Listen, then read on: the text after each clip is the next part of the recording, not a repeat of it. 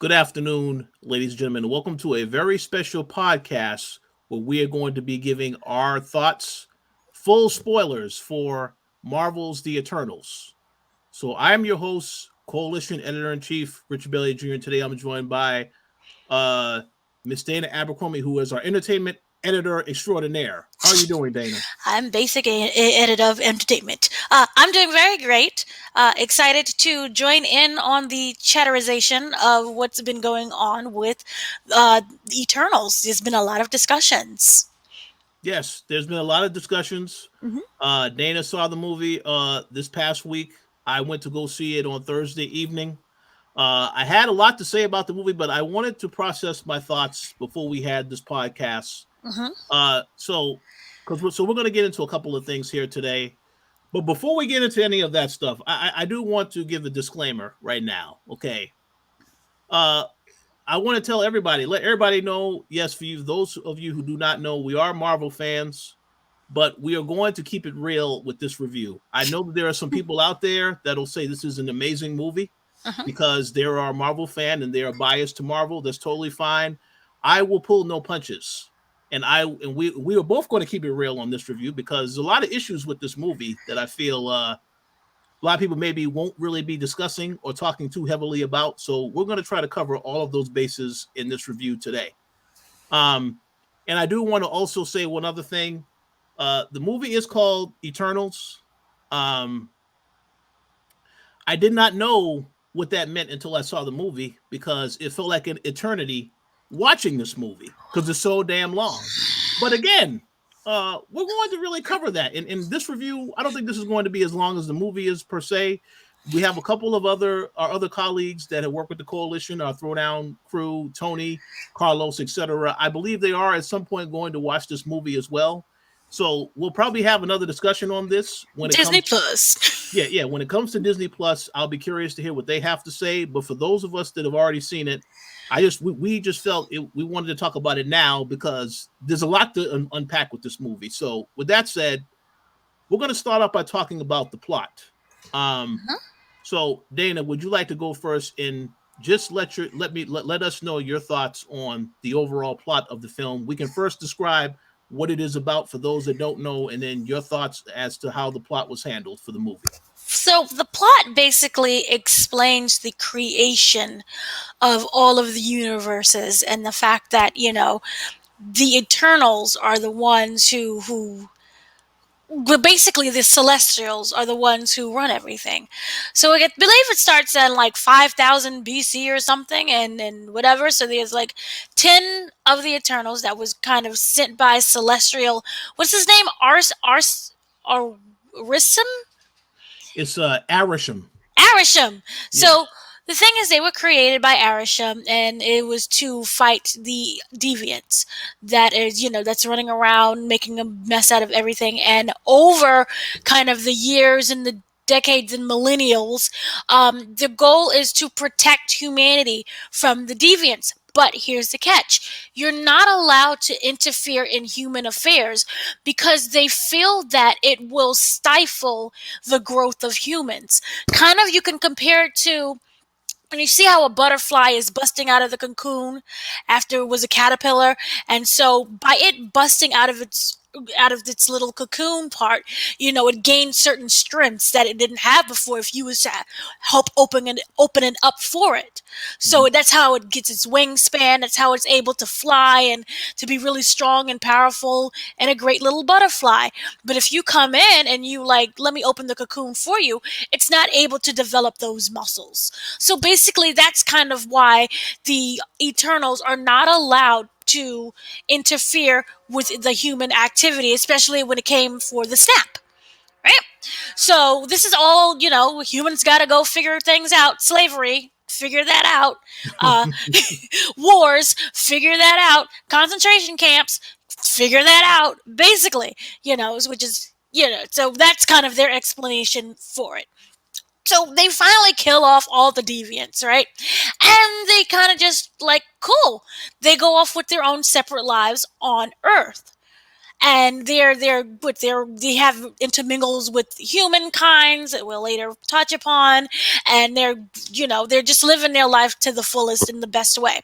However, what it ends up happening is that they find that there is another deviant, and the deviant is going to basically destroy Earth. And since they're living on Earth, they don't want to be destroyed too. So that's the only time that they can come in and interfere with the human activity. And so after spending around 500 or so years completely separated, doing their own thing, living their best lives, they decide to come together. And that is basically what's happening with Eternals in the beginning. Yes, yeah. That's a well put together plot. It's very straight to the point as far as the explanation. Mm-hmm. Yeah. So now that you have addressed the plot for those who are not aware about it, Mm-hmm. what were your thoughts on this overall story? Well, with the overall story, I thought that it was very simple in terms of its plot. Okay, you're making sense, but if you kind of pull back a little bit, it explains the whole universe, and that was something that we've never really seen before in any of the Marvel films, and it kind of also explains why Thor's world, because I believe the creation of humans or planet stuff is determined by each Eternal. So, which is why you have Thor's world. Thor's world is different than, say, Earth, and you have different languages, and why there's different races, and we have Eternals who are black, we have Eternals who are white and Asian and large girth and smaller girths, and so if you're going by that, that is kind of like, oh, this is why we have so many different things going on within humankind and with the whole expanse of the universe. Why everything looks different, why we speak different languages. That was really like a cool explanation. I know a lot of religious people are really angry about that, but that's just, it's a Marvel movie. Come on now. This is some Marvel movie. But I really liked the plot in that, in terms of them finally coming back together after being separated for around 500 years, because their planet that they happen to be on, that they kind of like these humans, let's now interfere. Okay, I thought that was kind of weak. Mm-hmm. But what other way would you kind of explain things? But and then it kind of goes like, yeah, but Thanos was doing the same thing to like the whole universe, and you was like, nah, I'm good. Is it because, to me, it felt like because they knew it would directly affect them, they decided to interfere. To me, it made me wonder that if they knew the snap was going to happen, but the snap never affected them, they was like, peace out, have fun. Yep. I'm not being snapped, you guys are. So it was kind of like a really, overall, a selfish reason for, let's now go help the humans, which is kind of weird. Kind of, you can almost kind of compare it to the Watcher, because remember, the Watcher was just watching and minding his own business and like having side commentary. But once Doctor Strange was like, "I see you, boo," he was like, "Oh no, let me go put a super team together," and then we got Guardians of the Multiverse. Yes, yeah. You're talking about the What if when Vision became Vision became the new I guess Thanos, with all the Infinity Gauntlets and stuff like that. Yeah. Yeah, it's like Ultron, rather. He became Ultron, the Mega Ultron. Yeah, you mean you had zombies running around? Nah, I'm good, but I'm gonna keep some commentary. Doctor Strange, his heart is breaking. Nah, I'm all right. But then once he said, "Peekaboo, I see you," then it was like, oh shoot. Yeah, that was it. Game over. So continuity, though, selfishness. Yes, you're 100% right, and I think that right there is a very good explanation of what I felt about the movie. It is a self-absorbed story, because again, you're going to get into this later we're going to talk later about the connection to multiverse, but this did not feel like it was in any way connected for me to any other Marvel movie. Even with the end credits, and again, I understand this is the start of a new phase and all this other stuff that they're going to tell you, because Marvel wants to tell you this stuff. But at the end of the day, it did not feel to me at all like it was in any way connected to any Marvel. Like yes, they mentioned the Avengers in the movie, they mentioned all these other characters, but you never see any of them. Because if you saw any of those characters, that would take away from this cast they want you to get to know. So I understand the logic behind the decision, but I would say it does feel different. In terms of the story, though, I must say, very generic plot. Yeah. The villain and the choice of villain, which we will get into later, very generic villain. The conflict that one of the characters deals with that impacts the team, I also didn't really have too much of an emotional response to that either because you saw it coming from a mile away. But on top of that, it's like we've seen this type of character portrayed in other shows. We have also, yes, we talked about Invincible. Uh, we talked about that on this particular channel on the website as well. And again, when you see something that has been done already by other creators, it's hard to be like, okay, I can't come in and say this is amazing because it's original because it's not original. No, I don't think So, anything really is. I mean, we do have original movies and things, but in terms of Marvel, I think it's one of those things where it's like, if it ain't broke, don't fix it. mm-hmm. And then this one kind of really broke. Yes, it really did break. And then we'll see if they'll fix it. Yeah, no, it really did break. And again, just the demeanor of the team too. Obviously, we'll get into that a little bit later about the fact that they did not interfere in any of the events that happened. But when it directly impacted them, then they were like, "Oh yes, now that we are on Earth, we've gotten to learn how humanity is. We feel as though now we need to be concerned about what's happening," which I thought was ridiculous. But again, it is what it is. But I will say, in terms of a movie as a whole, I don't think it, I mean, I would personally say it is definitely one of the weaker MCU movies that I've seen. It's Thor 2. Yeah. No, well, yeah, it is on that level. I don't think it is a horrible film per se because we've seen plenty of movies that have been worse than this. But at the same time, it's not. It has a lot of issues with it that I think detracts away from it. And I've seen a couple of people, because I know that when the critics released the review, it got horrible scores on Rotten Tomatoes, etc. But of course, the user reviews, people are like, "Oh, this is amazing," and I'm like, Marvel, they must have some people working for Marvel that are giving these reviews. Well, they have that whole fan thing of like, you're not going to knock down my great movie. And DC is like, ah. So I don't know if it's like over boosted. I don't know if there are reviews from people who actually didn't see the movie. Yeah, that's a good point. There's no verification process. So I don't tend to take. I think that it's just best. It should just go see it yourself and to form your own opinion. That's correct. But just also know it's not perfect. I mean, we don't really have many perfect movies to begin with. Yeah, that's a very valid point. It's not perfect, which you're correct. I will, however, say this. I will say, and this might be controversial for some people to hear. Number one, I don't think this is a movie that you need to see in the theaters, and I don't think it's a movie you need to see immediately. Here's the thing, though. It was gorgeous.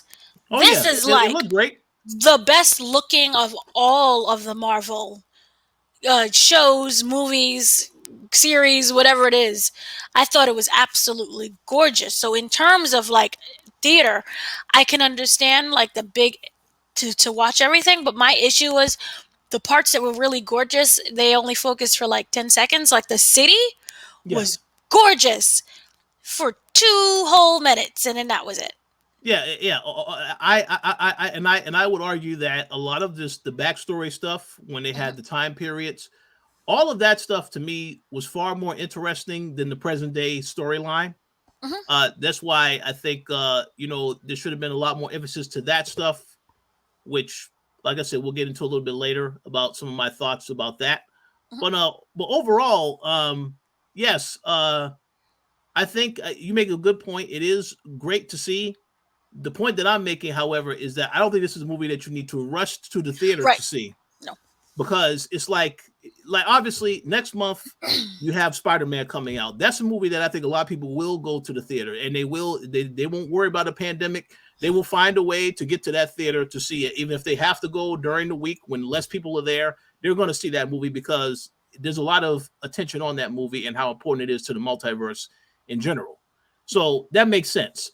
But this is not a movie that I would say, you need to rush to the theater to see. And I would also say this, and I would say that if you have a choice between watching this movie and watching Shang-Chi, I think, was significantly better than this movie. And again, we're going to talk about that as well, I believe, next week when it comes to Disney Plus. Disney Plus Day.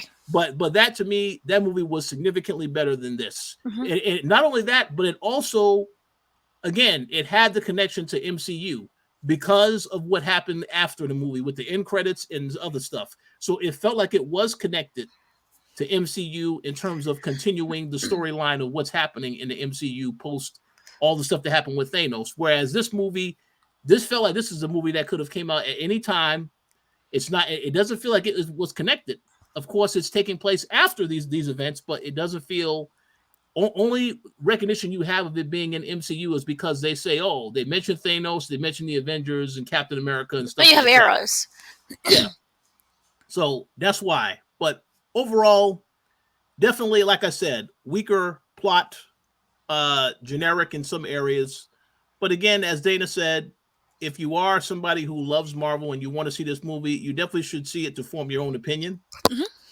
Again, we are only giving our thoughts on the movie. And again, like I said at the beginning of this review, we wanted to keep it real and say what the issues are. And we're going to get into a lot of that other stuff here shortly. But so is there anything else you want to say about the plot before we move on to the characters? Because there are a lot of characters to talk about in this movie. There are a lot of characters. No, I think that's the meat of the plot. I mean, there's other subplots which we'll get into because we're following 11. Well, 10. I guess you could say 11 by the end of the movie. But yeah, 82 different characters. Yeah, I mean, it's a lot. It's about like 10. It's 10 Eternals. So yeah. So let's go into the characters because now as you pull up the first character, because you have images of these characters as well. I do. I just want to say this first and foremost. The one criticism that I have is that, and we spoke about this way before we started recording, I think that there is not enough attention given to each character in the movie. Now, they have their moments. I'm not saying they don't have their moments where they shine, but I feel like to better understand the characters, Disney should have seriously considered having some type of Disney Plus show ahead of time to prepare you for this film. Because it feels like they tried to cram a lot of stuff into just the movie itself. And I know we've seen stuff like Avengers and Endgame and all that stuff, but the point is this. With Avengers and Endgame, that was a build-up over all of the movies. 10 years. Yes, and even in that when they built it up, when the characters had certain interactions with other characters, it was just very well done because it was a callback to something that happened to that character in one of the previous films. So that's why I said it worked. Whereas in the case of this movie, you're just trying to throw a lot at the people all at once. And it's a lot to someone to try and understand and to give you context as to why you should care about every single character when you don't know a lot about each character, only you know what they're telling you about the character.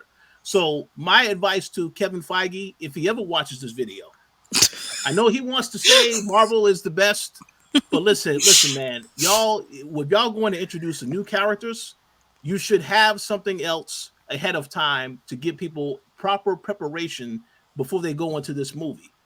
Especially if these characters are going to be important to the future of what's happening in the MCU. Now, I know you said before there probably is not going to be a sequel to this movie. No, the producer came out and stated, now we don't know what the future is. A lot of people state things and then things change.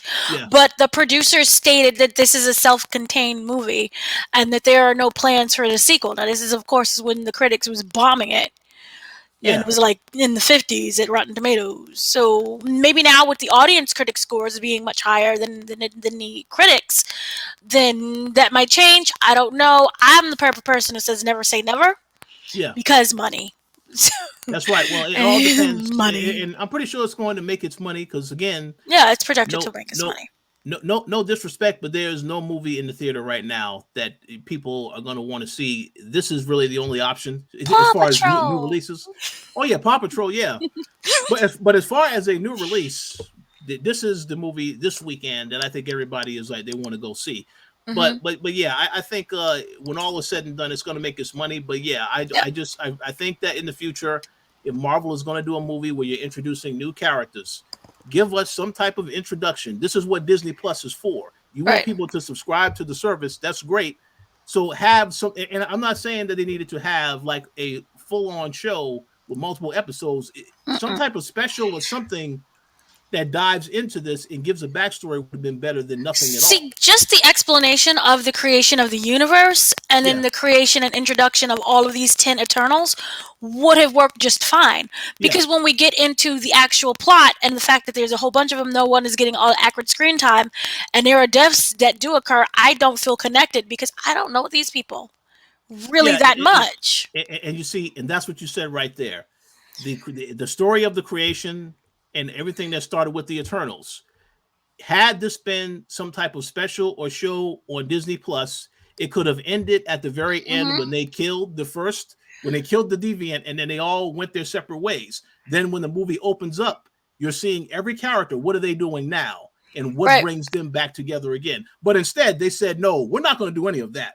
We're going to give you all of this information, let you know all of these characters, and throw it all in at once. And I think that's the issue here. It did not need to be that long of a movie either, because if you did all this other stuff ahead of time, then you won't need to rush certain things. And we'll get into that later, because I felt like the third act of the movie, a lot of that was just rushed. Yes. It was a mess. It was rushed together, and they didn't need to take that approach when they could have spent time building it up properly. If you didn't have to worry about talking so much about the origin stuff beforehand. But with that said, let's go ahead and let's talk about the characters. Your favorite characters. Um, Yay! so what's the first one you want to address here? Well, first of all, she's the best one, Oh yeah, and that Theta. would be Thena. Um, Thena is incredible and she's amazing, which I think that she is. And I love because she's Angelina Jolie knows because she's a director as well. So Mm-hmm, I felt like she knew what to bring out the best in the character, and also the fight sequences because she does the comics. She did Wanted. mm-hmm. Remember that? So, what I loved about her stuff was that she can basically form any weapon out of cosmic energy. Yeah. And so she has the spears and the swords, and she has this grace as well um about her.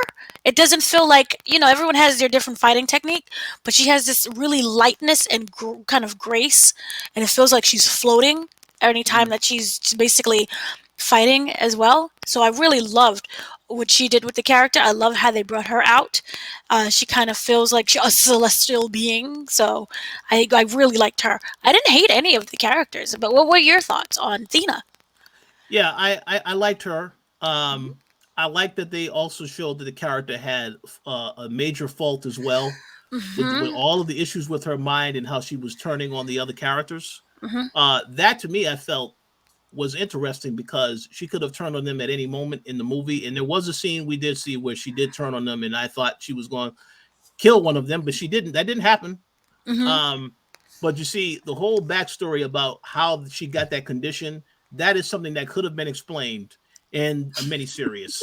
Because again, it's like you just hear that the character has these issues, but you have no context as to how that initially happened. They Right. mentioned about the memory stuff and all that other stuff. That's great, but a lot of that stuff you didn't really understand. You just understanding what they're telling you instead She of them showing you it. she basically has Alzheimer's, which is like a superhero Alzheimer's thing that's Yes. going on, which again adds really great layer to a character, but you're kind of just throwing things at me. Hmm. So it made it really kind of confusing. And also she's involved in a love triangle, Yes. A which love is triangle. a lot of things. And I will just say this, and I'm gonna keep it real.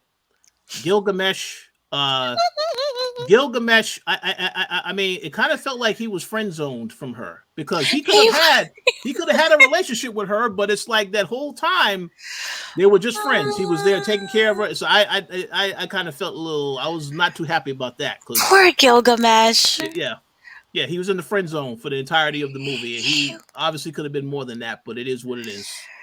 But yeah, to go to what you said, Angelina Jolie was good. I'm glad she's always wanted to be in one of these Marvel movies, so I'm glad she was able to get her role. And we'll see what happens with her in the future of this series with this character. So who's next?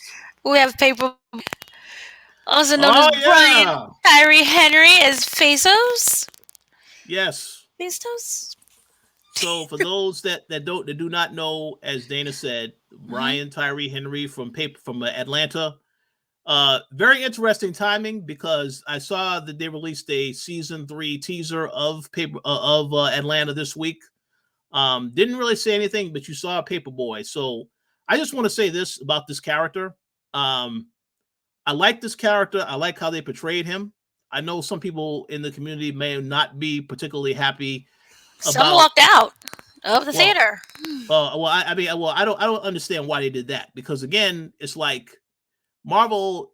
Their goal is to make sure that they have a movie which they're going to represent, everybody, and that also includes if they're in certain relationships that others may have an issue with. I didn't have an issue with him having a life because again, it showed He had a like life.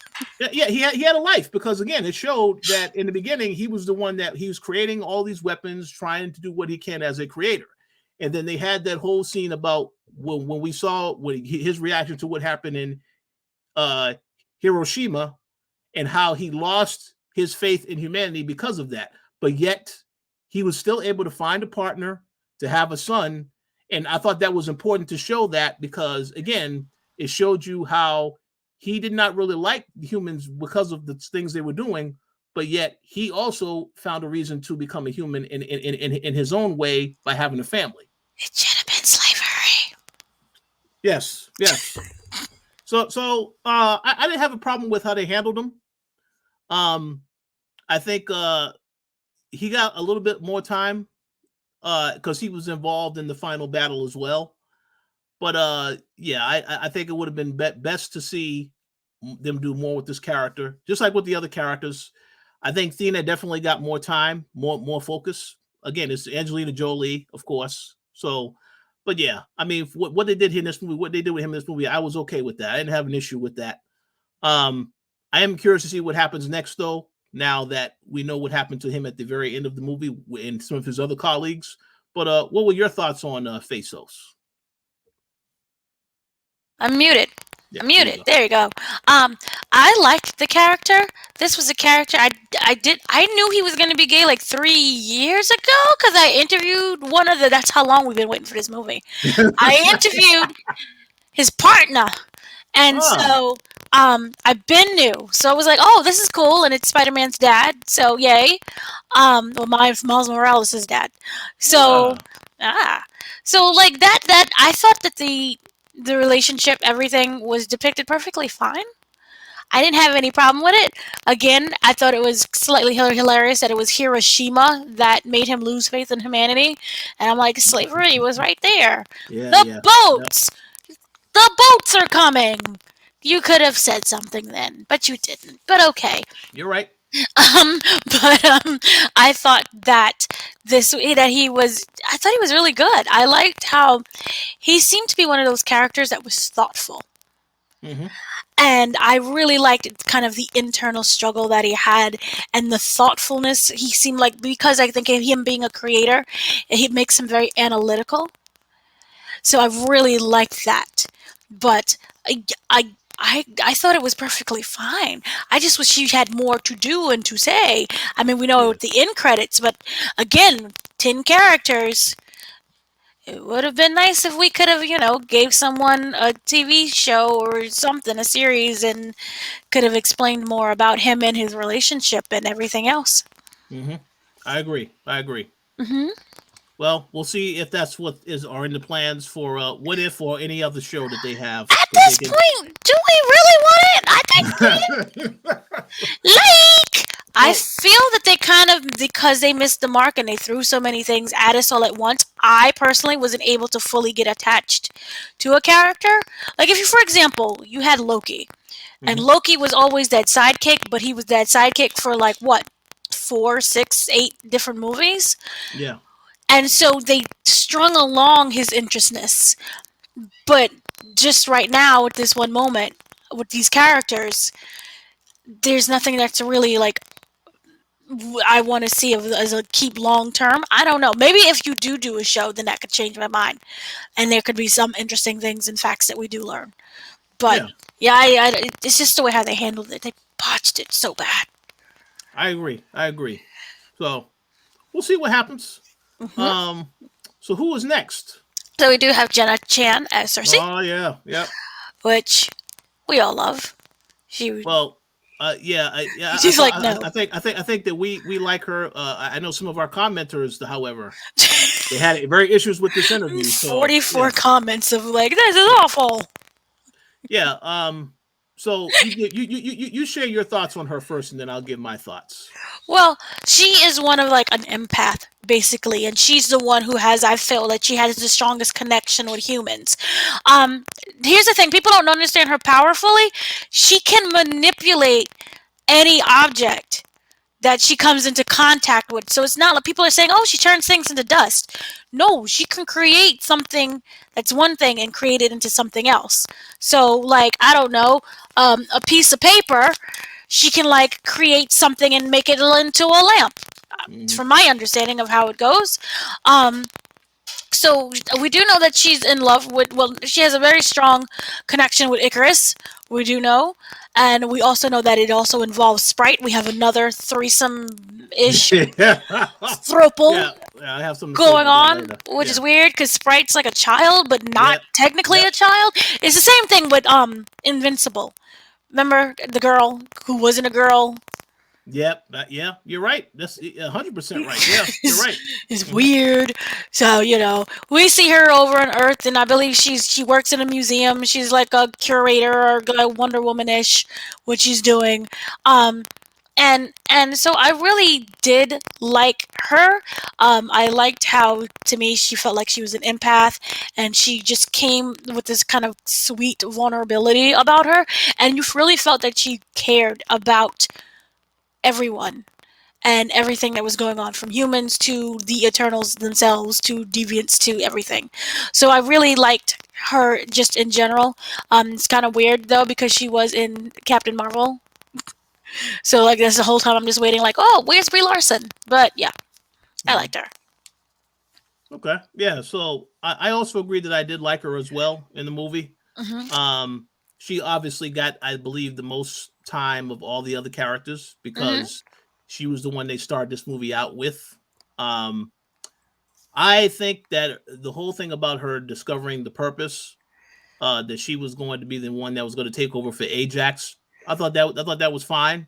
I will also add that I was very surprised that Selma Hayek was not in this movie as much because you thought that she was going to be in this movie, but honestly, yeah, through the flashbacks and then of course the eventual death that we saw, uh, that was a little ridiculous to see that. But again, Gemma Chan did a good job as the character.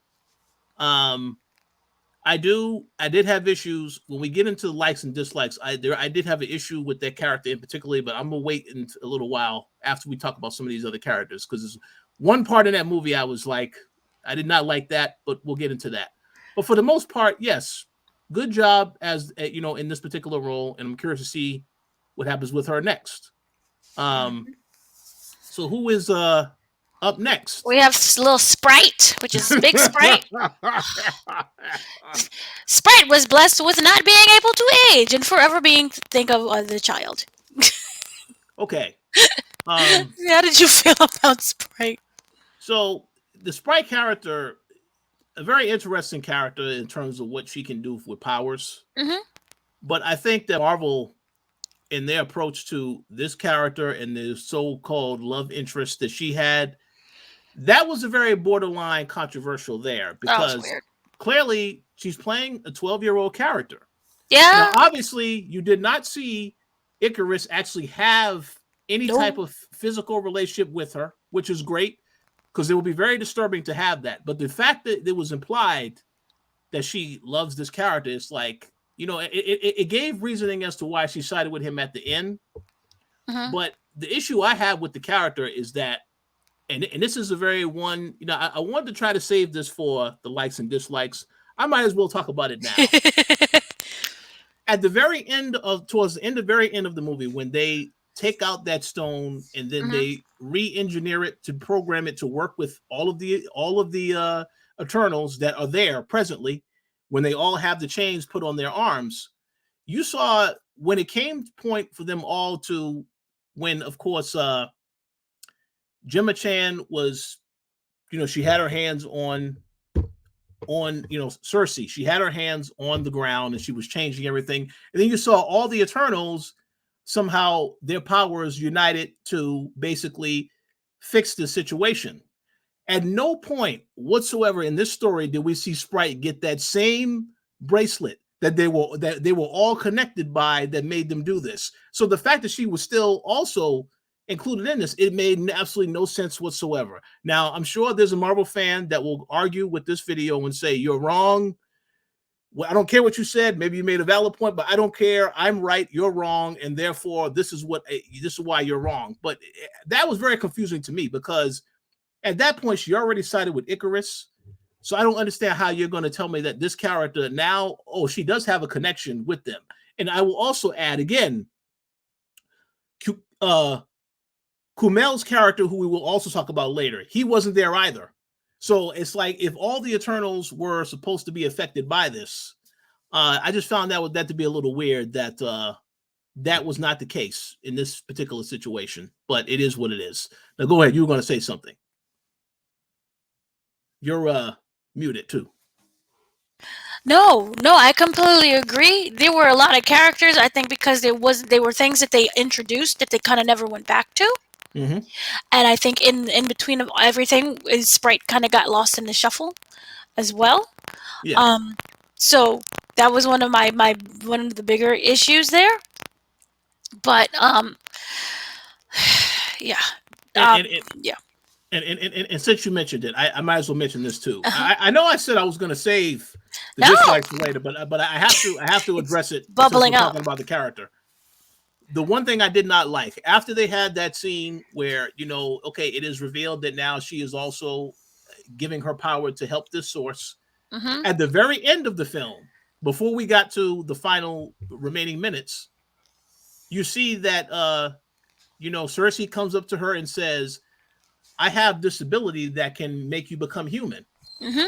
And she grabs her hand, and that's all you see. There's no transformation of power, no visual transformation of power, nothing to indicate that she has now the ability, she is a human. And I thought, that come on now, that didn't make any kind of sense. That's very weak, because we know that that's what she wanted, but we didn't get to see it manifested in the actual visualization of that. Continue though. No, I thought you'll remember. Technically, they're kind of it's weird how they did it, but to me that kind of made it okay. I guess I don't know, the non-human roboticness part is like faded away. Yeah. So I don't know what. I think that she looked perfectly fine. I mean, because they take the physical looks of human, I didn't know what more that they wanted to do aside for what, like make her taller and age her up with another actress, which was probably just the only explanation as to why they turned her into a human girl at the end anyway. But I thought that transformation was perfectly fine. The thing with Sprite, I understand completely why she would take sides. She loves him unequated. She's like that puppy teenage, even though she's not, she's an adult, but she has that that powerful love, and I guess that they're trying to say something about that with the love in Harry Potter. So yeah, Tinkerbell, yeah. Tinkerbell and then all of them, Harry Potters, and you clap for me and you get she's human again. So that kind of made the most sense. My thing was just mainly that she got lost in the shuffle, and overall, I guess at the end we have Cersei is just depleted, and she's depleted the Unimind at this point. So I don't know. Okay. I don't know. To me, the whole thing felt like Civil War. Yeah, I mean, I think we can agree that I just want to say that I'm glad that all the people that were in this movie got their money. They all did a good job. They all got paid. That's great. But I just think at the end of the day, there's some issues with some of the characters, the storylines, and I felt like it would have been, like I said at the very beginning of this, it would have been better if we had got some type of series to talk about these characters in more detail so that you get to know them more on an individual basis rather than cramming all this information into one movie and expecting everybody to understand and fully get the character in just 2.5 hours, almost damn near 3 hours. So that's the criticism I have. But what is the The next next character? one we do have is Madame Ah, yeah, Makari. Kari. I liked Makari. Makari was a deaf actress. We have known her from The Walking Dead. Is it Dead? Mm-hmm. Walking Yep. Dead. I thought that I thought she did really. I see. The thing is, I think everyone kind of did good in that in the role that they gave them. It was just the fact that they just kind of, lessen what it would have been. But she has super speed. And my thing was, I thought, and goes with the filming and the cinematography, I thought she was the most well done in terms of the special effects. Because if you watch we all know that the Flash, right, and the CW's budget is literally $1.50. She outshined the CW, and from what little bit that we do know and have seen from the Flash in both of the Justice League versions, I thought that they did superior than that. So I really loved the special effects in regards to her. I wish just a little bit that the powers, and this is not a Marvel thing, this is a comic thing, that I wish the powers were a bit different in that sense, and it wasn't so like, here, you can run fast. I thought that they wished there was something more unique about the Eternals, and especially about their powers that we haven't seen before that would kind of separate them. But as we will go on, especially when we get to Superman Light, that's not the case, basically. Superman Light. Yes, I like that. So Um, we didn't get that. But I thought that she was really great. I love the representation. Um, and I just really think that for her, it worked for what she brought to the screen. Um, so I didn't think anyone really did like I said, no one really did bad. It was just how it was scripted together. And I yeah, really like the fight sequences. yeah. So I agree to a lot of what you said. I do have one criticism, but for the most part, I like this character. Hmm. Um, the actress, yeah, as you said, she's on Walking Dead. She does a great job on that show as well. So I'm glad that she got a chance to be a part of this particular movie, to have her moment. The only Yeah, I mean, criticism that yeah, I have, oh, she go ahead. bounced. No, that was the only thing. Like, she bounced.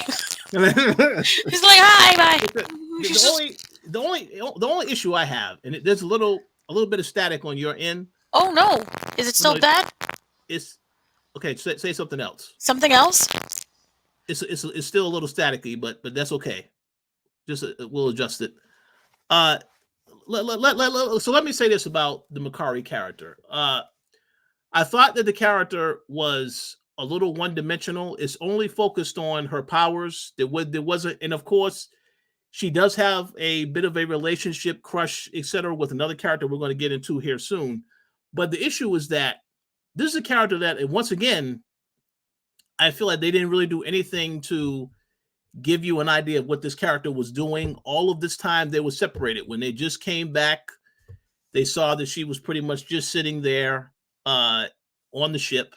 And I guess, I mean, it kind of feels like it would have been good to know what these characters were doing, what some of the other characters were doing, in all the time that they weren't interacting with each other. And we didn't get a sense of that. The other thing that really made me a little angry is that the Ajax character, played by Selma Hayek, she has a line in this movie where she says, when we come back together, I want you all to tell me what you have learned from basically living on this earth all these years. And not one point did I feel this character learned anything. There's a lot of other characters I felt the same way, and obviously you can say that Phasos learned because yes, he has a family of his own. You could say that Gemma learned because yes, she has a boyfriend, which we'll get into later, and she has all this other stuff she's doing. But the other characters, it felt like they didn't really learn anything. or they didn't really even go into that. So I question why that line was even put in the movie if you're not going to address and show what these characters have learned with the time that they spent on Earth. So I was disappointed in that. Obviously, yes, they learned to care about the humans. We already know that. And that was the whole reason why they protected them in the end. But I felt like they also should have learned other things personally about themselves, and they could have done a better job of explaining that throughout the movie, which they didn't do. But again, I like the actress; she did a great job. I just felt like she probably needed more time on the screen because, again, everybody did not get an equal amount of screen time, and that was my issue with how they handled her. But go ahead. Oh, you're muted. I completely agree with you. Oh, oh. Technical difficulties here, ladies and gentlemen. Dana will be back momentarily. Here. Yes. I'm sorry. I don't know what's going on with this, but no, basically, I just wanted to say that I completely agree with you. And you know, again, like they had a lot of parts in there that they just completely dropped and they never went back to again. And so I think if we kind of learned, or even have that kind of corny monologue at the end of everything of what we learned, it would have made this seem like it had a purpose. Yes, I agree. But it just really did not have much. I don't want to say it didn't have any purpose, but it was self-contained. But even within the self-containment, I didn't know what the purpose was for. Aside from the deviants are coming, we have to save Earth because I'm on Earth. So I would have really appreciated that. I liked the character, but as you also said, there should have been more to her. We know half of the time she's like in the spaceship, she bounces. We know that to me, she sounded like an Eternal who they wrote in for convenience because of her speed. You know, and these are like random side characters. And the movie itself was like, if you really look at it, maybe 3 or maybe 4 characters could have just been the Eternals movie. And she would not have been included in it, but because of the convenience of, I need someone who can run. Okay. I agree. So the thing, yeah. So with her, too many characters. That's the problem with it. It has just way too many characters, and I may have liked what they tried to do, but then remember again at the end, what you'll get to, they kind of like just disperse. Yeah. And they're bouncing and they go off their own little way, and it's like, okay, that's it. So I'll see you again in what, the next 500 years? Well, we'll see about that. We'll see. So I agree with everything that you had to say. So who is the next? Who's next up? The next Eternal we have this is the saddest one for me. Like, Lord and crackers. So can I go first on this? Please do. I'm crying. So I just want to say now I understand why Kumail got this role, because he still had the comic relief that we've seen him have in other movies, and that was fine. That was great. You know, I was a little caught off with the fact of now he's a Bollywood actor, dancer extraordinaire, etc. No dancing. So, yeah. Well, hey, but you know, I will say, you know, I understood why they put him in this movie then, and then why he got this role, because they wanted someone on the team that can also be funny as well, and he did a lot of that. I thought he, I felt like, of course, he had his reporter friend that was documenting all the stuff that the team was doing. So yeah, the comic relief was good. I was disappointed that he was not a part of this final battle, because it felt like you made him look like a badass when he was in battle.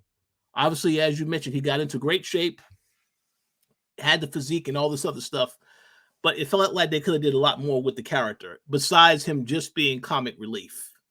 So I understand what you're saying is very unfortunate, but hey, at least he's in good shape now. So if they want to bring him back for another movie, then they can definitely do that, I guess. It just wait, you're muted. Jeez Louise, so many technical difficulties. What broke my heart was that the way how he was going about it, because I spoke to him when he was doing Little America for Apple TV, Hmm. and so he kind of just got the role-ish. It was like maybe 6 months into the role, like announcing. I mean, when they Yeah. announced everything, and he was training and getting into shape, and you could see the actual transformation in just that small period of time, and it's very well documented that he developed a body dysmorphia. It's very well documented that there were possible steroid use and plastic surgery use. That's documented. I Uh-oh. am I am not sitting around here and passing judgment on that. Um, that's what allegedly happened. So allegedly, that's what they're saying. My thing is he went so hard for a role, and that the way how they went about it, where I thought he was going to be like one of the main people, and he wasn't. He was the sidekick funny character, which okay, in Marvel, you know that's going to happen. Hmm. Period. There's even when you look at Eros, who's the sidekick, Pip. So I just felt that um, we was going to get a lot more than what we ended up getting. We do know that his time on Earth he spent becoming very famous, and he became a Bollywood star. I would have loved to have seen him do a dance. Yeah. That would have been great. I want to see you in your Bollywoodness, and I wanted to see that again.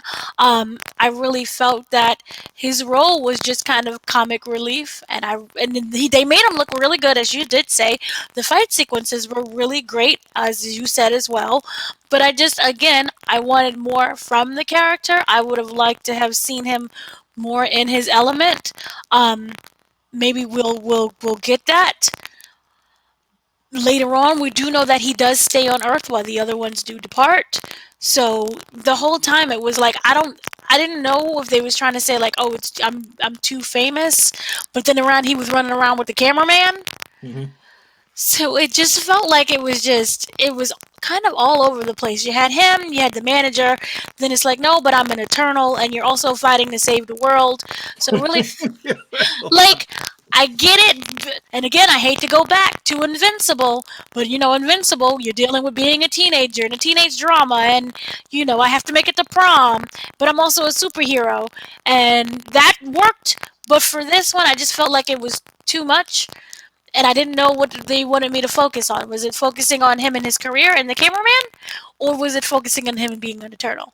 It kind of Yeah. just felt like when you're living your life and then you're like the thing where like mom's on her deathbed, everyone has to go see mom now because she's gonna die soon. So it just felt like that. Hmm. So everyone is kind of still involved in their environment, but you're trying to fight for the overall picture.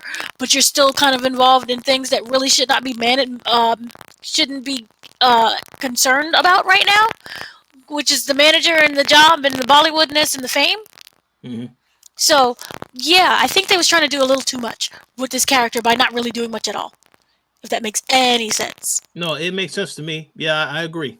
Um, but hey, this is it is what it is, I guess. This is what they wanted to do with the character, so but hey, Kamel did a good job for what he did show. He was still hmm funny. So we'll see where he goes from here. Like, yeah, they just had him like looking at Bollywood dances instead of being in one.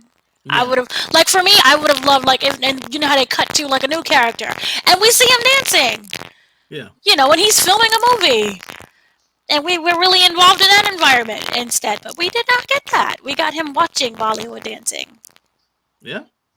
Eh, Exactly. Crazy. So who was next? I think it's a few It, other. it is. It's your favorite Superman, Oh no, yeah, this character. All Icarus. right, so let me say this real quick. I thought that I thought that Richard Madden did a pretty good job as a character. Yes. The only problem is that this is we've watched a lot of comic shows, etc., movies, etc. hmm So the idea of a conflicted Superman type of character, it's not original. It's not No. original. You knew that obviously the whole thing with this character is that he knew what the true mission was. hmm Now, how he got that intel, I don't know how the hell he got that intel, because we thought that when you talk about the main character, it's Cersei? no, not Cersei, it's Arasham. Uh huh. He was only communicating to Aja. Now Hmm. they did have the scene where Aja had a conversation with Icarus, and at that point he knew what the mission was. So I guess that was their explanation as to how he found out the truth, and then he made the decision to, well, I'm still going to go with whatever they say. I'm going to turn on my team, which is fine. But again, we've seen the conflicted Superman type of character far too often. We've seen it also in The Boys as well. So that's why I felt it was not original at all. Um, with that said, the whole thing about him having this love relationship with Cersei, there After he wasn't left really her. it wasn't really explained what he did when he left, because they said that he just left. Now, my assumption is that he felt guilty about knowing what was going to happen, but the timelines do not match up, because it felt like there was a long time that he was gone. And in the way the movie presented it, it looked as though he killed Aja. That happened recent. That did not look like it happened, years and years and years ago. It looked like that happened recently. So Hmm. that was very confusing for me to watch that, because that is like, I can understand if you was with her and then all of a sudden you decide to be gone for like a week, but it felt like he was gone a lot longer than that. And that again could have been better explained as to what his absence was about. So it is what it is. But at the end of the day, I did not like how they handled this character towards the end of the movie. Obviously, obviously he is contained for a little while by Phasos. Then he gets free. He approaches Siri and then decides, okay, I'm not going to do anything. I'm not going to turn on you. I'm sorry. And then at the end, he grows a conscience again and decides to fly into the sun. Well, it's Icarus. Well, it is Icarus. He flew too close to the sun. He flew too close to the sun. So in other words, so my assumption is he did die then, right? Because we didn't see it. We didn't see him die. You just saw him flying, and you saw the sun. You just saw the light. It just absorbed the screen. I'm gonna be literal about it, and Icarus. Maybe because the name is Icarus, and that's all I could think of. And I'm like, oh. And then when I saw him flying, I'm like hysterical because Icarus flew too close to the sun. I don't know if he's dead, but I think he's dead. Okay. Well, I mean, he committed. He committed suicide after he got one of his colleagues killed. So. But he was so bad. But I liked him. Yeah. Well, hey, it is what it is. He was a poopy character to begin with. I mean, I feel like the thing is this, and I will say this, it is, well, real quick, there is a little static. It came back. Oh no, this is terrible. It's okay. No, it's okay. I just want to make sure people hear you clearly, which is fine. But this is what I will say. It felt like the Icarus character would have been better if we did not already see this type of conflicted character in other media. Now, obviously, anyone who is I guess they would say a nerd and watches comics and stuff, you're going to know, you're going to say this is not original. But I kind of feel like it's valid to say that, though, because again, we've seen this conflicted version of this type of character in so many movies, so many TV shows, in the comics, etc. So that's why it didn't feel original to me. And then again, he's not exactly Superman. He has the eyes, the laser eyes, whatever the hell you want to call it, and he flies, but he can't blow. You can't blow. Have these perfect lungs like Superman had, and all this other stuff. He doesn't have all of that. So it's like when it's just that, it's like it's whatever. But at the end of the day, it's like. It's not, again, I'm not saying the actor was bad. The actor did a good job with what he was given. Obviously, I want to emphasize that. But I just want to say, anyone that watches this movie and then thinks, oh, this is a phenomenal character, phenomenal story, I would challenge that person to look at other things that have already come out that have had the same type of character, and you tell me if you still think that it's original. here's the thing. For me, Icarus, going back to Invincible, basically, Icarus was the dad because he's been around the humans for so long, and then you have like the really great juxtapositions. You have Cersei, right? Cersei's like, I love the humans. It's amazing. They're wonderful. I feel compassion for them, right? And Icarus is like, I'm old. I'm tired. I'm sick and tired of humans. Why are we here? So he does not have any kind of compassion, and he's kind of just disconnected from the whole thing. He just does not want to be here, essentially. Mm-hmm. And so I think that we don't know why he disappears, but he bounced, right? He was with Cersei. He bounced for 500 years straight. Yep. So he was like, I'm sick of this. I don't want to deal with you. You're too sensitive. You like these humans. I'm leaving. So he leaves. And then he comes back just in enough time. Remember, like when the Deviants are attacking, he's like, oh, how you doing? I'm back.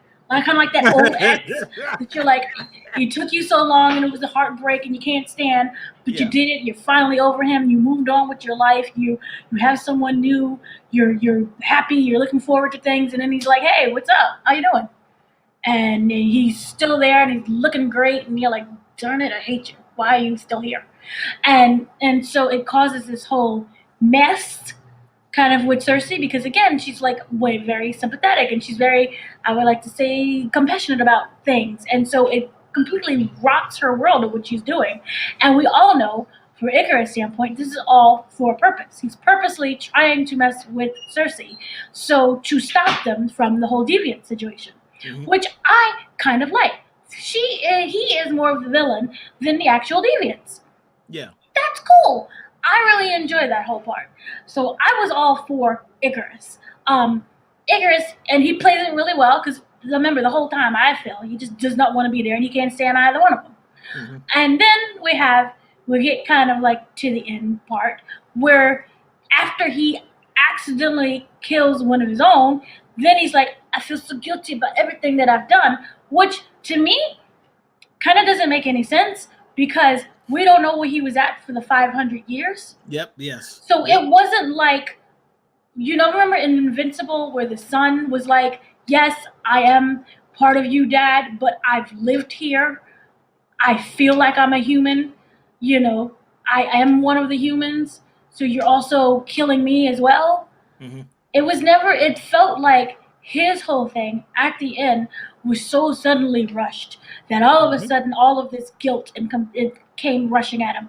And I don't know, but I felt that if Cersei or one of the other Eternals had the power for other people to feel the emotions of others, then it would have made sense. So, like, for example, if I touched you and you didn't understand what it was like to lose someone in your life, but I'm an empath and I can understand that and I can take that energy of what that person is feeling and place my hand on you and you could understand what that felt like, then that would have made a lot more sense to me. But the fact that we don't know where he's at for 500 years, the fact that doesn't happen, his whole death thing and running, Icarus too close to the sun, which is a little too much on the nail, and I don't know. I just didn't like that because I believe that the story of Icarus came first, then the Marvel comic of Eternals came. I just did not like that they named him Icarus at all because it just felt corny. But overall, I felt that if they gave him an explanation as to why all of a sudden he felt compassion, because I didn't feel that he felt compassion towards the other Eternals. It wasn't like, well, we're a better race than all of y'all, power, that kind of thing. It didn't feel like that. To me, he felt like he was disgusted by everyone. Yeah. So it wasn't like a hierarchy, no, those are humans. We're better. It didn't feel like that at all. So I really wish that they would have given us a better explanation about why he did that. He was essentially he felt like he was just bored of everything. Yeah. And so at this one time in this one moment, I'm not going to feel guilt over one person's death because I'm bored. Mm-hmm. So that was my whole situation. The whole thing with Cersei, I can understand Cersei being stuck in this love triangle, but I don't really feel that Icarus was like feeling it, which just made me really sad for Cersei. Yeah, yeah. When he at the end was going to turn on her, he knew that. I guess that's the one part that somebody would argue and say it is original that he had to kill the woman that he loved, but he did not do it. Either you still didn't do it at the end, but I don't think. Game of Thrones did that part better. Yes, yeah, absolutely, absolutely. But yeah, no. I understand that he was meant to kill her, but he didn't kill her. Then that makes it feel okay. He genuinely did love her because remember, these are old people. Technically, what are they like 10,000, 5,000 years old? And also he probably wasn't too happy that Aja chose her instead of him to. Just awesome. Yeah, but there's a reason for that. But yeah, that's it. Yeah, yeah, yeah. Um, yeah. I wish they could have handled him a wee bit better. And I'm fine with him being a villain. And I'm fine with him like being. I'm tired of this. I'm sick of this. It was just the end of him flying off to the sun, which was way too. His name was Icarus. Yeah, I didn't understand that, but hey, I guess there'll be explanations for that in the future. So, which other characters we have left? I think it's like 3 or 4.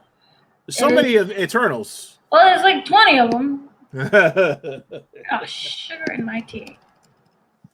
So then we could just go on because I can't pull the thing down for some strange reason because nothing seems to work at all. So we talked about Sprite. We talked about no, we didn't talk about the Gilgamesh. Yeah, Gilgamesh. Who was the strongest one? The only thing I have to say about this character is, I like the character. Unfortunate that he had to die, but they gave you a sign that was going to happen because of the way he had that last conversation with Thea. He probably wasn't going to make it. It's just I thought she was going to be the one to kill him because she had these issues with her mind, but unfortunately that was not what happened. But yeah, they killed this character off, and I guess they had to emphasize in the storyline. There he is. I guess they had to emphasize in the storyline that they had to know what is the cost of this battle. When the Eternals loses one of their own, then it gets elevated to a higher level, and I guess they had to really emphasize that. They already did it earlier in the movie with Aja, but now to do it with somebody else, it's like okay. So I understand that. He did get a little bit more attention in the movie than some of his other colleagues. But overall, I was okay with the character. It's just that, I knew he wasn't going to make it though. After he had that conversation with Thea, I said, he's done. But it is what it is. But what are your thoughts on Gilgamesh? I liked Gilgamesh. I hate that he had to die. I was like, why are we killing the dude? I thought he was really great. I loved him, but I guess in order to put an impact with the character, they had to kill him off. Should have been Sprite, but they had to kill him off. You can't have too many Asians in the MCU. You already have the other. You have Wong. Shang-Chi. You have Wong and all of Shang-Chi. Yeah. And Wong was Wong was in Shang-Chi as well. So So. But no, I thought he was great, and I would have loved if he would have lived more. But you knew when they start doing that monologue with my "I love you" and we're a team, someone's gonna get got, and it can't be Angelina Jolie. So you knew it was gonna be him. Mm-hmm. So it was kind of something that was foreseeable. Also, I think that because there were so many Eternals, again, way too many characters, they had to kill some off. And again, because there were so many, it wasn't as impactful as it should have been. Yeah. I did not feel, I was told that they had a bond and didn't feel the bond. Mm-hmm. For me. So I agree. Mm-hmm. So, yeah. Okay. So, who's next? Next, we kind of we have your favorite. So, what I will say briefly about this character, as I mentioned earlier in this review, I did not like the fact that, and right as soon as I saw the trailer for the Eternals, the very first time and they have that whole conversation about, oh, well, we are not allowed to interfere. I must admit, I was very triggered when I saw that reaction because it made me angry right from the very beginning. I'm like, what, so how the hell are you going to tell me that these people are important when they could not interfere in any of the other stuff that has happened? So that's why I appreciated this character, because he questioned the logic in that decision as to why we can't interfere. And on the same flip side of that, you shown when he was controlling the minds of people so that they Mm-hmm. wouldn't do violent stuff, it also made him also a little power hungry with that control. So Mm-hmm. it's a very good explanation as to why, and I'm glad he's in the movie, because if he wasn't in the movie, then it would not make sense, and I would be angry again why they wasn't there. But to have someone question that logic, I thought that was very well done. And that actor did a great job as the character. Mm-hmm. I like that he had his relationship with uh, Makesh. Um, but yeah, it's just like they spent a lot of time on him as well. They spent more time on him, and I think that is a character that you needed to spend more time on anyway, because you needed to understand how he was seeing the world when they saw that when they left humans to their own devices and how destructive and reckless they can be, and then how when someone has taken control over that mind and that way of thinking, they also can cause issues with making that stuff happen. So Mm-hmm. I was glad to see that. So I don't have really any criticisms of the character. Glad that he was one of the people that did survive in the end, and is He's on going the to play ship. it. He's going to play a role in helping them get back the others. So I was cool with that. So, what were your thoughts on Druid? Okay, so I had the same thing. I'm really happy that they explained that he didn't, that you can't, basically, you use, he became, you become power hungry the more you kind of interfere with things. Mm-hmm. And I would have loved a sequence where they would have shown another Eternal. This is why I wish we had some prequels where they would have did the whole Smeagol Lord of the Rings thing.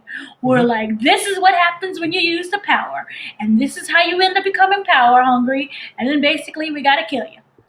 That Mm-hmm. would have been great sequence, Smeagol it, but they didn't Smeagol it. Um, so for what they did show, I really appreciate that, and I really like the power of being able to manipulate minds. And it also made me wonder why he just didn't. He did manipulate some, but I really wish that they would have went a little bit more, and that he could have been more of the villain. I know we Yeah. talked about Icarus and the whole sun Yep. situation, but once he got that taste of the mind control and then that little power hungriness, I think he would have made for a great villain Yeah. in that regard. And they really missed the boat with that, because how can you defeat someone who can basically manipulate anything that you do? Mm-hmm. And Mm-hmm. we do know that this is the one spark where I was like, yay! Eros has the ability to manipulate as well. Mm-hmm. I want to see how does that go together, and if they end up not being on the same team, because we do know at the end credit, Eros ends up visiting them on the Yes. spaceship. Yes. Yes. I would have loved to have known if they were like, say, if you're together and then you try to do that, and then one turns against the other one. How do you fight off two mind manipulators? That's going to be an interesting dynamic. I know we know that Eris has the ability to make people fall in love with him. Mm-hmm. So whereas this guy has the ability to just control people's minds and thoughts. So Right. yeah, I'm very curious to see how that dynamic is going to work for sure too. And I know Um, that they said, we might maybe not be getting a sequel, but they did say Eternals will return. yeah, they did say that. Yep. They So stated that. they're probably going to be in another movie that has yet to be announced. There's a But lot of untitled movies, or yeah, they can pop up in. I don't want them to be in Spider-Man universe thing. I hope that they're. yeah. I pray that they're not. No, no, no, no. I It's don't too think much. there's too many people in that movie already. So No they mas. definitely should not be in there. I agree with that 100%. Mm. We'll see. But But yeah, yeah, with him, I really did like him. And then the last one we have is Dead Girl. Oh yeah, Ajax. I'm just going to reiterate what I said earlier. Yeah, it's this movie would have you think that she was going to be in the movie, but the Yeah. fact that they killed her off, I guess she served her purpose because she knew what the real mission was, and she wanted to go about with the mission as always, but did not get a chance to do that because Icarus said, "No, you're not going to do this. You're going to listen to what Aramis said, and if you don't, well, I have to take you out because the mission must be go down as planned." So, but yeah, I mean, she did okay in the role, but yeah, just like more of a cameo appearance. She did not really have any really major uh significance in it as the movie went on. So No, she did not. Which was unfortunate because I would have loved to see Selma Hayek basically yelling and screaming and arguing with everyone. yeah, Would have been like the hitman's bodyguard. yes, that's the last movie she was in. Yeah, it would have been great to see some of that, but yeah, I No, guess not. We'll see. no, we'll see. So yeah, that was basically all of the 82 Eternals. Yeah, that's all We the did. characters. So now, with that said, a few quick things to get into. Now, we've already said a couple of the dislikes. Are there any other things that you disliked or liked about this movie? Here is the thing, and this is kind of my thing with Chloe Zhao in general. Chloe Mhm. Zhao, great director, yay No Man's Land for me to sleep. My issue is that there was too many things going on, and I don't. You will also have to blame the screenwriting for this as well, where it's like, why is Marvel approving half of these things?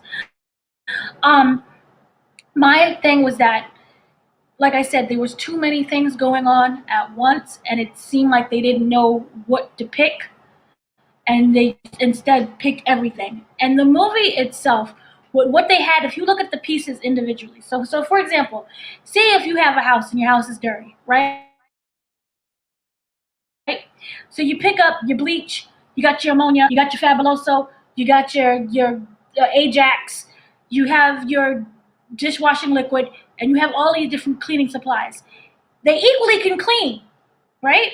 And we know how good they are, but once you put them all together, it ends up creating a chemical mess. Basically, you Mhm. created a bomb. And Yeah. then your house is still dirty, and you passed out choking on the gas that you created. That essentially is what this movie to me is. You have many great pieces, and you have ideas where you want this to be introspective, and you want this to be something that you're thinking upon. No, we do not interfere because the power hungriness, and we can't do that. And even though we watched what the humans are going through, we feel sad for them. So you Hmm. can have that kind of as a guilt that they're going through and have that be the reason as to why they're going to help this time. Because we sat back at all the different atrocities and enough is enough. But they didn't go that way. But I thought they could have went that way, but that would have been like a really great explanation for it as to why they're stepping in now instead of, well, I could die too.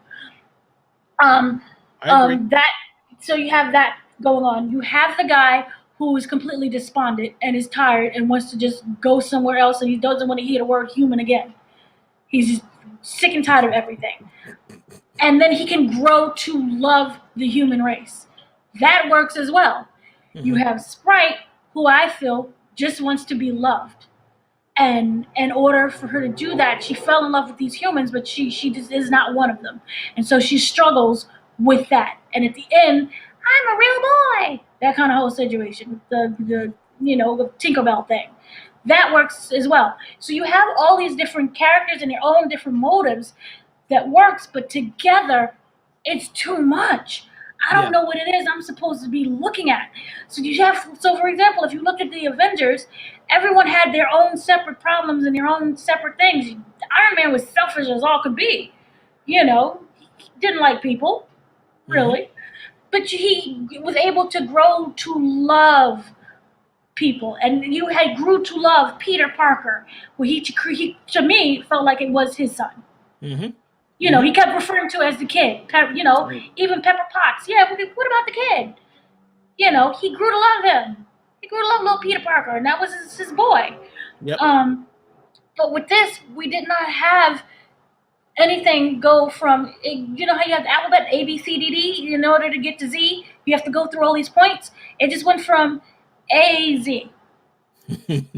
and that is why some stuff needed to be explained in like a Mm-hmm. further context, like I said, a separate show, Disney, whatever, to give Mm-hmm. you some background as to what's happening with the characters, so that this movie can just be about the focus on the fallout and how they're going to have to deal with what's happening in the current timeline. Right. Um, but yeah, like you said, too many ideas thrown just to see what sticks to the wall. And again, very ambitious. That's what the goal was that Marvel had with this movie. I think they thought to themselves, we did such a great job building up the Avengers. Now we're going to try and make this movie all entire Avengers experience with everything as an origin story, everything. And for me, when you look at the quality of what they've done before, this is why I say it is a weaker film, because it does not take it doesn't have the care and attention to the time to actually develop the characters over the course of the actual thing. Because again, and they get away with that because of the 500 or so years that these people, we didn't know what the hell they were doing for all that time. So yeah, it's disappointing. Um, It is disappointing, and it yeah. So I thought again it had really great ideas, and I understand where they was trying to take it, and I understand what they was like. This is going to be unique and unlike ever before. Okay, but you didn't commit to that. mhm. I think if they committed to that, I think the series would have been something unlike Marvel. And I think that because Marvel shows like remember WandaVision that really tackled grief. It really wasn't a superhero show. It was But something where see, it tackled grief. yes, it tackled grief, but see, that's a perfect example, because with WandaVision, you got a chance to see Wanda transform into into basically the Scarlet Witch, and Mm-hmm. that character is going to play a significant role in the Doctor Strange multiverse movie. So this is Mm-hmm. what I'm saying: Marvel has the ability to take the time to develop this stuff properly, but in this particular thing, they said we want this to be a self-contained movie, and therefore we're going to throw everything at the just so that the person can look at it and say this is an ambitious piece of work that just works, but it does not work on every level, and that's the problem. Oh, So I would say that was the problem mainly with that. But yeah, and even that show managed to put in two origin stories, so that was nice. mhm. Um, but yeah, there was too much going on, and it didn't feel focused. Also, when we go with the villains, the Deviants felt like something out of Thor: The Dark World. Just, I was Yeah. and that's what you can get. Well, like this is smart. Like it tried to be something that it said that it wasn't going to be, but then it ended up being exactly what it always was. You have kind of really poopy villains, where I just didn't care about them. They looked like the Iron Giant. Not to say Mhm. they didn't look gorgeous. Gorgeous. Look good. Everything looked beautiful.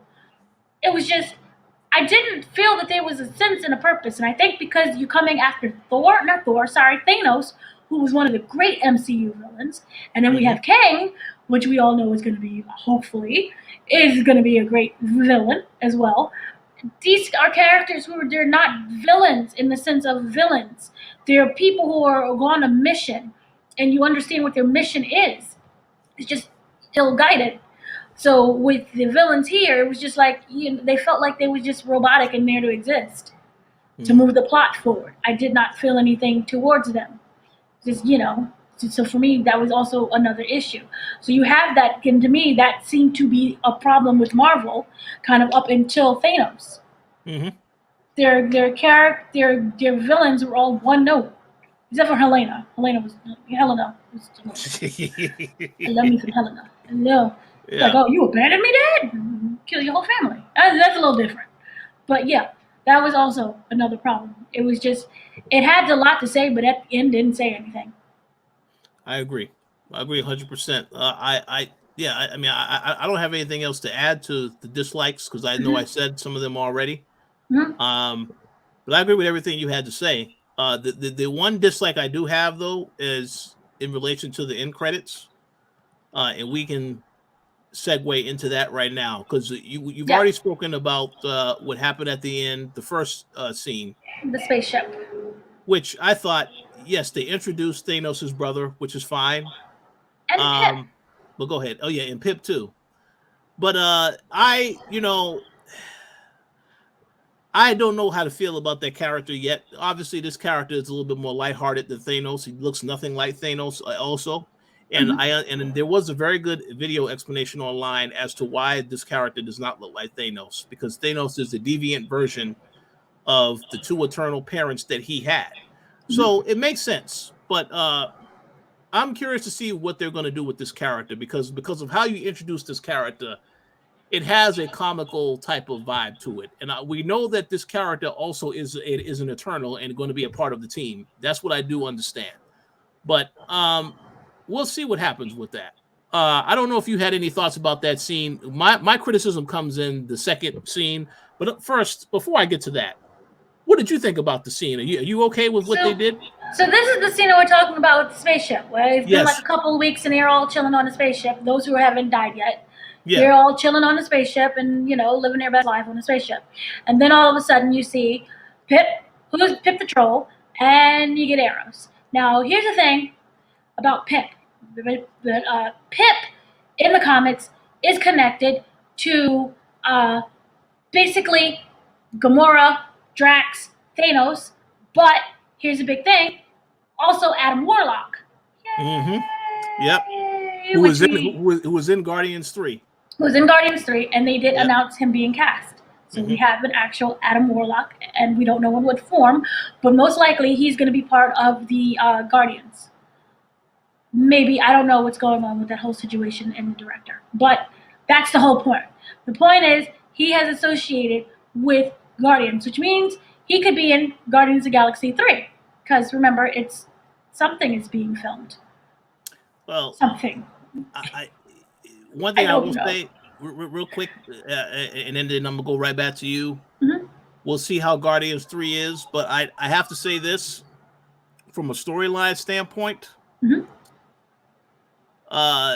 They have a lot to live up to, because the Guardians of the Galaxy game, which I thought was going to be a bad game, that storyline is absolutely that's how you handle. They did an excellent job with Drax. They did an excellent job with Adam Warlock. So I'm very curious to see how Disney is going to make this a decent storyline for this character. And this is the last Guardians movie with these particular characters. I don't know if there's going to be any future Guardians movies, but we'll see about that. I don't. Well, we do know for certain that Batista said he's gone because James Gunn is gone. Yep. And he follows the man who pays his rent. He is gone. So we have that, and we have the connection with Adam Warlock, which we all know is going to be a connection to Guardians of the Galaxy 3. Whenever we get that, we don't know, but yay. Then we have Harry Styles, who's basically Star Fox. He is Thanos' brother, his actual brother, and he is also an Eternal, which we don't know what his power. Well, we do know what his power is, able to manipulate. What is it? How does it go? Manipulate the feelings. Yeah, with women. I think he has able to. He's a ladies' man. I don't know if he's able to make men also, but I know they emphasize women. He's with the women. He can make them fall in love with him. Everybody falls in love with him. He's an equal opportunist. And yes, he is more of the comic relief. Kind of think of, remember the two brothers, the Jeff, remember Jeff Goldblum and Benicio del Toro? Yeah. They technically were brothers in the MCU, even though they technically were comical, so that's kind of not making any sense at all. But one's serious, one's funny. Nice balancing. So here's the thing.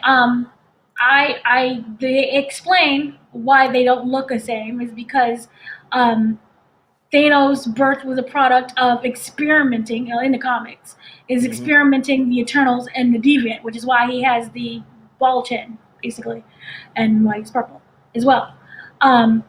So I think that this has the opportunity to be really exciting. I have only known Harry Styles from Dunkirk, which is one of my favorite movies. So I'm looking forward to that. I think that it should be exciting. And while he does not have much dialogue, I know that he says something like, "Your friends are in trouble, and we know where to find them." Yeah, So and he did briefly flirt with Xena. So that love, that power to make women fall in love, I think they are going to definitely play into that. But I don't know how they're going to do it. well, yeah, well, they have to find Cersei and Kingo, Yeah. and other Celestials. I think it's other. So basically, they're just picking up people. It's kind of like Guardians of the Galaxy. You just pick up random people and they join your team. So it's Cersei, Kingo, and the other Celestials and the Eternals. Which Faceless got captured too. Fazel's got captured. That's right. So you could also kind of argue that this is going to be another kind of Guardians of the Galaxy, Guardians of the Eternal Deviants. I don't know what's going to happen. This is why I really do feel that they're going to just have a sequel, and that the person was just over talking. I don't know what's really going on. That's possible. That's possible.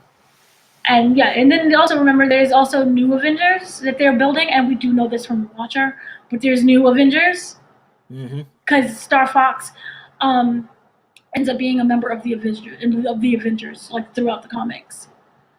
So and this is how it ties into the other thing. Okay, so you have Star Fox. Remember I said Star Fox has been part of the Avengers in the comics like several times. I think the 70s, right?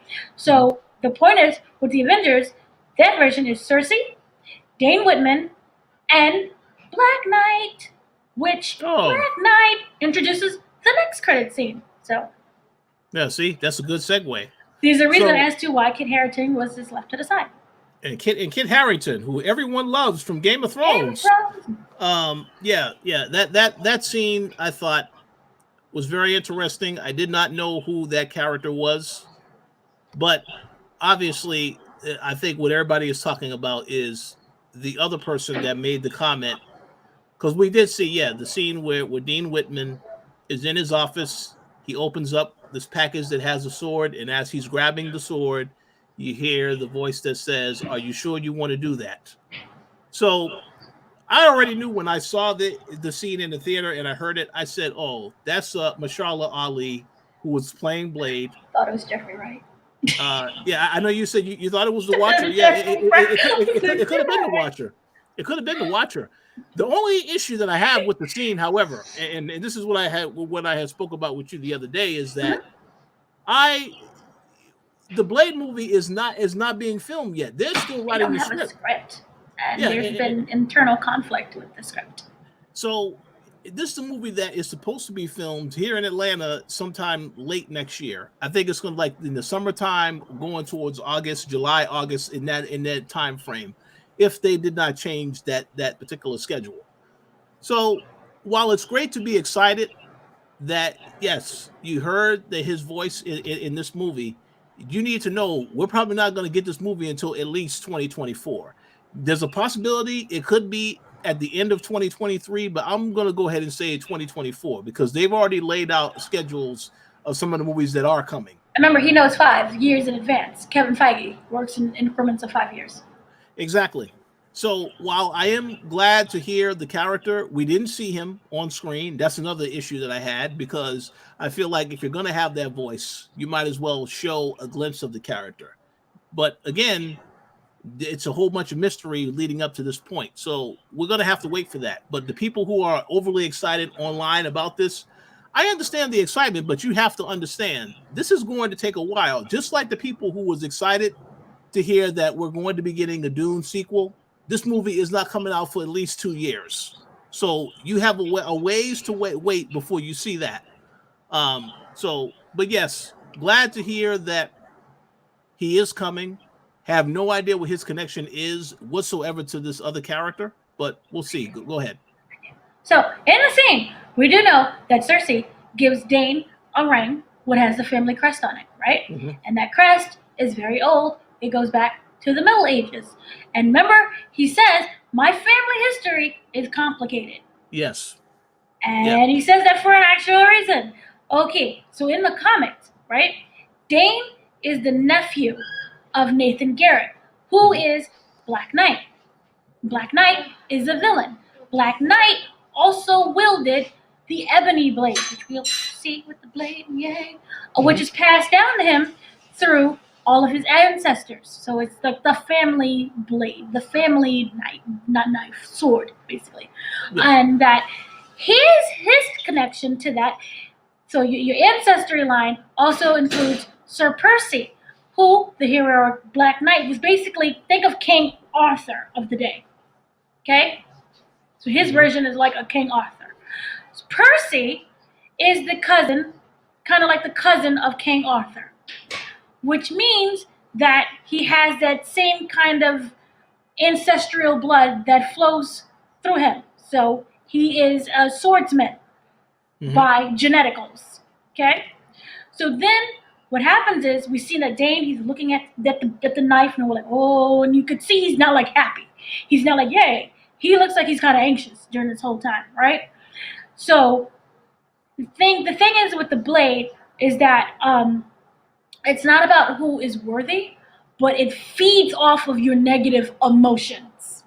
Okay? So you have to put yourself into that negative space in order to wield the blade. Kind of the legit opposite of remember the Thor hammer? Yeah. Who's worthy? Well, who's the most negative? It kind of the opposite version. So the blade comes from was forged by actual Merlin. This is when we get a little crazy, which also will introduce us. Remember, we're getting the gods and Thor, love, God, and thunder. Yeah. The gods. So King Arthur, Merlin. Okay, so here's the thing. So you have the Merlin connection because the blade was forged by Merlin, and so when he reaches for it, we saw that. Remember, it started to hum and it was vibrating, and then the blade says, "Are you ready for that, Mr. Whitman?" Right? And then we're like, "Oh my God, who is that?" And I was like, "Jeffrey Wright." And then you was like, "No, it's Mahershala Ali because it's a literal blade." So see the literal blade in this blade, which I'm angry about that, but we'll get into it later. So Chloe Zhao confirmed that it is Blade. Yeah. And that the voice that we heard was Blade. Yep. Even though I was like, no. So we do know, and those who don't know, who've never seen Blade, he is a vampire hunter. You see, this is going to a way crazy thing, and then I have a whole Morbius thing going on in my head now. Okay? So we were just really... And the movie itself was... But they could have just made a movie out of the end credits. Just give me the end credits. Yeah. So, yay. So that is the connection to how we get to Blade, but also a connection to how we also get to Guardians of the Galaxy 3 and the connection of Thor, Love, and what is it? Love and Thunder? Yeah. Which we do know includes the gods, because we do know Hercules is in it. Yeah. So we're getting they're going all out with the universe, which is probably why we got the explanation of the creation of the universe. So you see what I mean? Too many ideas, too many bleaches, and too many ammonias and fabulosos. But I guess Marvel said that yes, we need to throw as much at these people as possible so that they have. I mean, it's part of the whole thing of what they had as well to make sure that everybody is equally represented in the film. Which I understand. I don't have an issue with that, but I just think that a lot of this stuff, the backstory of the characters, that could have been explored outside of the movie, because I think it will make people care a lot more about it if they knew some stuff going into the movie. I've seen plenty of articles online talking about these are the comics that you should read before you see the movie, and I'm like, okay, that's fine, but Marvel could not present something to us ahead of time to get us ready for this movie. That's what I find to be weird. Obviously they're going based off of the mystery behind the film, and they wanted that to be what was going to pull people and made them want to watch it. But again, it's a lot to really dissect and really understand about what's happening. The plot, as I said, generic plot. Nothing really original about the plot. A ton of characters, which is great. Whatever, you have a diverse cast, but again, not enough equal time given to everybody that's in the film, and that to me is the issue. But again, it is what it is. At the end of the day, I would say, as you said at the very beginning of this review, If you are interested in seeing Eternals, then feel free to see it. We're not going to tell you don't watch the movie. The only thing I would say is I would not rush to see this movie because it doesn't feel as though it's on the level of a Marvel movie that you want to see. And typically, when a Marvel movie comes out, it's something you want to see right away. I didn't feel that going into this. Spider-Man, different story. I'm going to see that as soon as it comes out.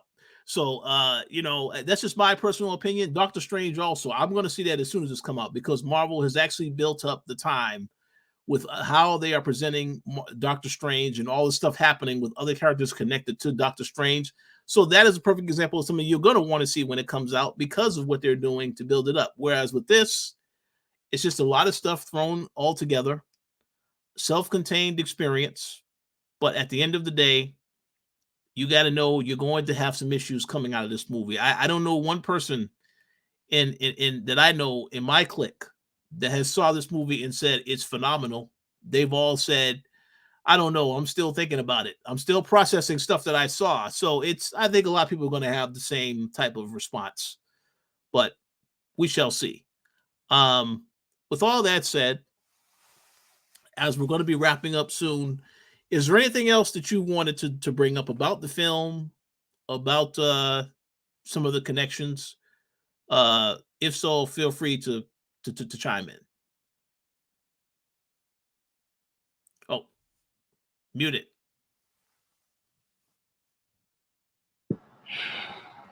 You're good now.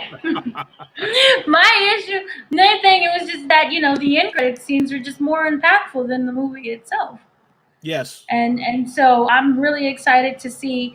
Well, for those who didn't know, Pip the Troll is actually voiced by Patton Oswalt, so that's really good to see there. Oh, okay. So that was nice, but I'm just really kind of excited to see Guardians of the Galaxy 3. So we do know that. 3? Guardian 3. I'm more excited for that, which will end up being Eternals. Because remember, they said it will continue. And usually, we all know when they're going to say it will continue in something, they put down, Eternals 2. But they didn't. So I feel like we'll end up getting half of the people over in Guardians of the Galaxy. And then the other half is going to be in. We do know that, well, it's reported or rumored that Blade is going to be in Moon Knight. You're going to introduce Blade through Moon Knight. And like I explained with the whole connection, so we do know that it's going to end up connecting directly to Blade.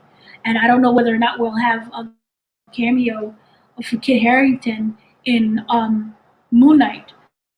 But I don't feel he's too big of a name, too big of a star for them to just throw away. Just like Angelina, she's too big for them to just be one and done, I feel. I could be completely wrong, but I feel. That's how they will continue with that. And then maybe along down the line when people's anger or dislike about this movie settles down, I do believe we're going to get a sequel. Because Marvel does not like to say no to money. I think that's going to definitely happen at some point. It's a lot to look forward to. I think the main thing that I would say to finish off my thoughts on the multiverse stuff is obviously, I think when I think about what happened with the Avengers Endgame and all this other stuff, it felt as though you had to see every Marvel movie to better understand and really feel the impact of why that war with Thanos was so important. And it made sense. Right now, my personal feeling is that I don't need to see every Marvel movie. No. This is an example of that. And again, fatigue. Yeah, and again, I'm not saying, again, this is for the people who are diehard Marvel fans and are going to see it, that's great. I'm not saying anything bad about that. But what I'm saying is that Marvel, to me, it feels like they have acknowledged that what they did with the whole thing with Thanos, that was very ambitious. It's a very ambitious plan. And therefore, I think a lot of people had the mindset, how can you top things going into these other phases? And I don't think that Kevin Feige is in that mindset now. He's thinking about trying to do different things to make the outcome different. but ultimately, eventually, it's going to lead to something because, as you said, this guy plans out stuff years and years in advance. So I'm curious to see that. But for the time being, I'm going to make it clear and known on this particular podcast, as I have in the past. I'm looking forward to Spider-Man. I will see Doctor Strange. Of course, I will see Blade. I will see Ant-Man. Some of those other movies, though, to be determined. But yeah, a lot of these movies, and in Guardians, yeah, I'll see Guardians also. But some of the other movies, I don't. I mean, we'll see what happens. We'll see how I feel. But until then, if you are a fan, definitely check it out. I'll be very curious to hear what everybody thinks about the movie, what they thought about the characters, whether they agree or disagree with our opinions on the film. But yeah, feel free to chime in and let us know your thoughts if you do get a chance to see the movie. With that said, Dana, is there anything else that you wanted to mention before we do shout outs? No, just overall, I'm looking forward to what is next to come and not this movie. Again, you could have just given me my post-credit scenes. You really don't need to have any history because everything that I explained, you don't need to know. Thanos and Thanos' death and how he became is not going to have any impact on us at all. Eros is a completely separate, different version of a Thanos. He's not power hungry in that sense. He's a little cuckoo. You can't trust him, but his death is not going to have any impact on what it is going forward. I do like how if you look at the Infinity Saga itself with the first, 10 years or 13 or whatever years it was, that was a very contained story in the sense of it took place on Earth and how everything was going to affect Earth, and now we're going into the multiverse. And I do like that idea because Earth is boring. That's why the dude flew into the sun. Boring. Boring. Yeah. Don't blame him. You want some multiverse adventures. So now overall they're going to start going into that, and I look forward to what they're going to do. And then don't get me started on the whole Sonyverse, because now we have Venom is technically in MCU verse. So we're at my theory. I'm just theorizing here. We're going to have some crossovers galore, and that's when it's going to get really crazy. And that's when it gets ambitious. This was not ambitious. What could happen could be ambitious. So I do look forward to the future, not the present. So yeah, that's basically my whole thoughts on that. Give me some Venom fighting Black Knight, and we're good. We're good. I don't know what to expect on that end. So yeah, that's just kind of my overall thoughts. I'm looking forward to what could happen, and we do know that we have Hawkeye, which is in Earth next week, I think. No, it's how does it go? It's the 24th. Oh, the 24th. Is when it drops. Okay. After Thanksgiving. I legally can talk about it on the 16th. Okay, so we'll look forward to seeing that discussion on the 16th. Mm-hmm. Cool. I can say that, and we know how that's connected with Florence Pugh, whatever her name is, the sister. That's her. Yeah, that's her. Okay. For Black Widow, and that's a whole nother thing that we had large arguments about. So yeah. Good. No, I know that people are kind of fatigued. This was the movie that I honestly understood what Marvel fatigue was. And this was something that I felt like, you didn't have anything to say. Why are you even talking? Make this a TV show, and I'll catch it whenever I can episodically. Yeah. I feel the same. This was fatigue. We'll see what happens. We will see. So, on that note, I think that concludes our review. Mm-hmm. Any shout outs that you would like to give, Dana? Shout outs to everyone who is listening, who has watched us, kind of go back and forth at this multiple times. Bless you. And we also have stuff that is on the site, that is dropping on the site. I actually promised that. Know that we do have an upcoming series. It's going to be on AMC Plus. It's on thing. I did a whole interview. It's 3 separate interviews that's coming up. Ragdoll. It's on AMC Plus. It's brilliant if you like Hannibal. Yay. Mm-hmm. It has very complex characters trying to solve a serial killer who kills people and makes them into one body. So remember Frankenstein's monster? No. Yeah. He's Frankenstein. And it's gross. Yay. I got to see that. It's disgusting. But it's brilliant. So we do have that. Like I said, Hawkeye will be coming. We legally can talk about it on the 16th. I will be attending the press conference for that. That was a struggle. We have that as well. Animaniacs do have on the YouTube channel itself, we have Wacko Yakko Dot, the executive producer, Twinkie in the Brain. So we have interviews with all of them that is currently on the YouTube channel as well. There will be upcoming things. There's Disney Plus Day, which I was able to speak to. Really interesting. Some neuroscientists with Jeff Goldblum about the power of magic and how it tricks our brains when there's really nothing to be tricked, because all they do is they talk about how they do misdirection. So it's a really great interview if you want to learn about the brain and science and magic tricks. So we have that coming up. We have Shang-Chi. We will have a long, because we didn't have a discussion about that. Because I think I was the only one who saw it, because no one is going to the theater in a pair. Don't blame you. With half a liver and half a heart, I don't know why I did it myself, but I did it. But no, Disney Plus Day, we will focus on more things. And we have obviously more Marvel stuff coming.